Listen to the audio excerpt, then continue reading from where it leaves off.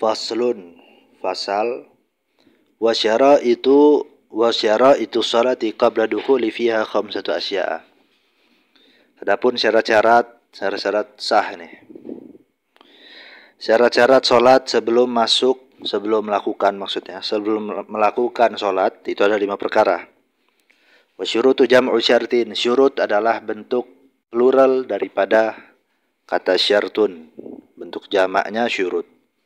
Wa lughatan al-alamatu. Syarat secara bahasa artinya adalah tanda. Wasyar'an adapun secara istilah, secara syar'i, ma tatawaqqafu sihhatu sholati alaihi wa laysa juz'an minha. Syarat secara terminologi artinya adalah sesuatu yang mana keabsahan salat, kesahan salat itu tergantung terhadap sesuatu tersebut. Akan tetapi dia bukan bagian daripada salat. Wa kharaja bihadzal qaidi ar-ruknu. Dengan definisi ini terkecualikan rukun. Fa innahu juz'un minas shalah, karena sungguhnya rukun itu adalah bagian daripada salat. Jadi kalau syarat itu adalah faktor eksternal di dalam menentukan sahnya salat ataupun enggak sahnya, tapi kalau rukun itu adalah faktor internalnya. Syaratul awwalu, syarat yang pertama, taharatul a'dha'i minal hadatsil asghari wal akbari 'indal qudrati. Sucinya badan dari hadas kecil maupun besar ketika mampu untuk menghilangkan hadas kecil maupun besar. Amma faqidut tahuraini fa salatuhu sahihatun ma wujubil i'adati alaihi. Adapun seorang yang enggak memiliki dua alat bersuci, enggak punya air, enggak punya debu, enggak bisa untuk wudu, enggak bisa untuk tayamum, maka salatnya itu sah. Salat aja dia, enggak usah wudu, enggak usah tayamum. Kan tetapi wajib untuk mengulangkan salatnya. Wa taharatun najasi, dan juga wajib untuk suci daripada najis. Allazi la yu'fa anhu, najis yang enggak dimaafkan. Fi saubin wa badanin wa makanin. Di pakaian, badan dan tempat. Wa sayazkurul musannifu hadzal akhira qariban, dan pengarang kitab yaitu Imam Abi Syuja akan menyebutkan tentang najis ma'fu pada akhir bab sebentar lagi, dalam waktu dekat. Wasani satru launil aurati, yang kedua adalah menutup warna aurat. Hindal qudrati, ketika mampu untuk menutupnya. Walau kana syakhsu khalian au fi zulmatin, walaupun seseorang itu saat keadaan sepi atau saat gelap. Fa in ajaza an satriha shalla aryan, akan tapi jika dia tidak mampu untuk menutup aurat, enggak ada untuk menutup aurat ya, maka dia salat secara telanjang, secara enggak nutup aurat. Wala yumi'u bi ruku'i wa sujudi, dan dia bal yutimmuhuma, dan dia pada saat rukuknya dan sujudnya itu enggak memakai isyarat, tetap aja rukuk sujud kayak biasa. Bal yutimmuha, kan tapi dia menyempurnakan rukuk dan sujudnya. Wal i'adata alaihi, dan dia enggak wajib untuk mengulang salat. Kalau yang tadi enggak memenuhi syarat yang pertama,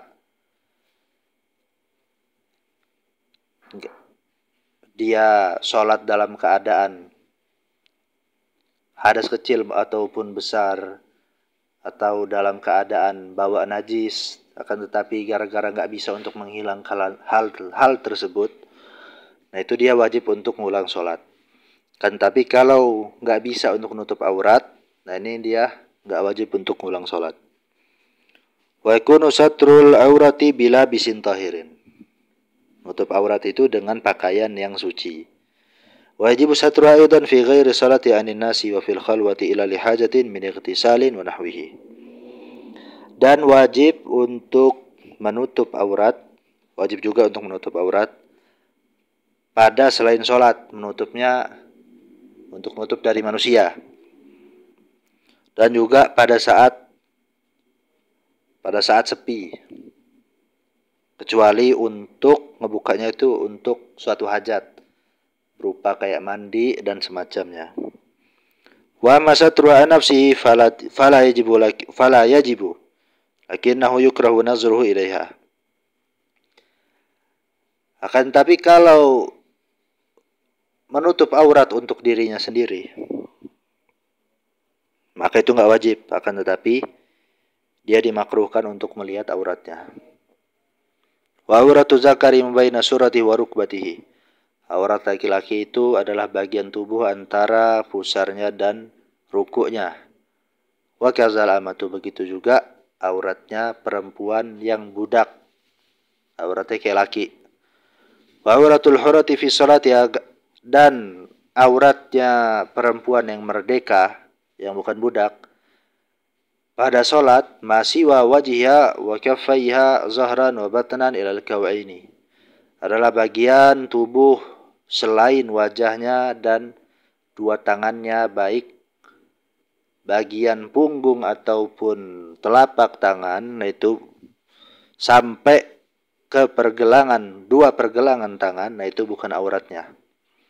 Amma auratul hurati kharija salati fajami'u badaniha wa auratuha fil khalwati ka zakari.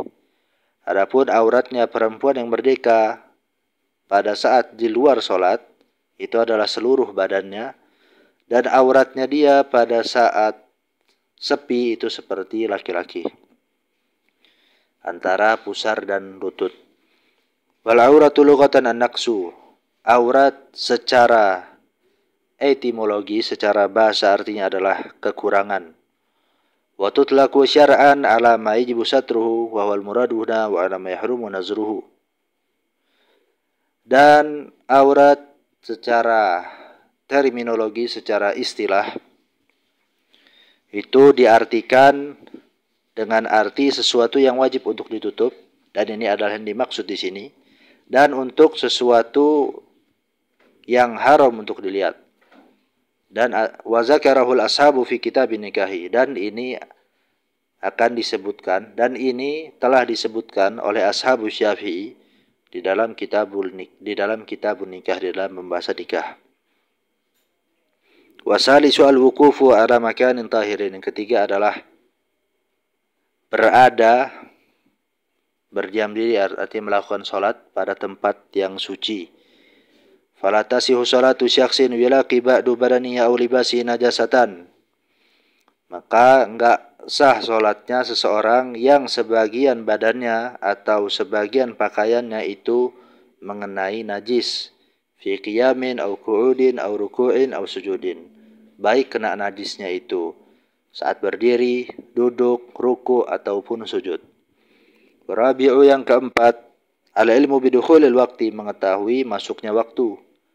Au zannu dukhulihi bil ijtihad, atau berprasangka kuat kalau ilmu itu dia mengetahui itu tarafnya yakin. Tapi kalau zon, prasangka, itu enggak sampai 100%.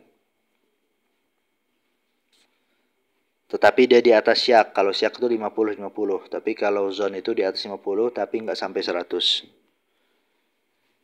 Nah, tapi kalau zon ini dia harus dengan ijtihad, pilih ijtihadi. Nah, ada pembahasan tersendiri ntar bagaimana ijtihad itu. Falau shalla bi ghairi zalika, maka kalau ada seorang dia salat itu tanpa hal ini, enggak tahu dia masuk waktu atau enggaknya, lam tasihha salatuhu, maka salatnya itu enggak sah. Wa in sadafal waqta, walaupun kenyataannya bertepatan dengan waktu salatnya. Wal khamisu istiqbalul qiblat, yang kelima adalah menghadap kiblat. Ayal ka'bati, yaitu adalah Ka'bah. Sumiyat qiblatan li anal musalliya yuqabiluha, dinamakan kiblat karena seseorang salat itu dia menghadapnya. Kiblah itu kan masih satu akar kata sama yuqabil. Wa ka'batan lirtifaiha, dan dia dinamakan Ka'bah karena dia tinggi. Wastiqbaluha bisadri syartun liman qadara alaihi, dan menghadap kiblat dengan dada itu adalah syarat bagi orang yang mampu. Kalau orang dia nggak mampu untuk duduk, nggak mampu untuk tiduran miring, bisanya terlentang, nah itu nggak wajib. Wastasnal musannifu min zalika ma zakarahu biqaulihi, dan musannif mengecualikan menghadap kiblat dengan dada itu dengan perkataannya, dengan sesuatu yang disebutkan dengan perkataannya. Wa yuzu tarku istiqbalil kiblatin, dan boleh enggak menghadap kiblat, meninggalkan menghadap kiblat artinya enggak menghadap kiblat fi sholati, di dalam salat, fi halataini, pada dua keadaan.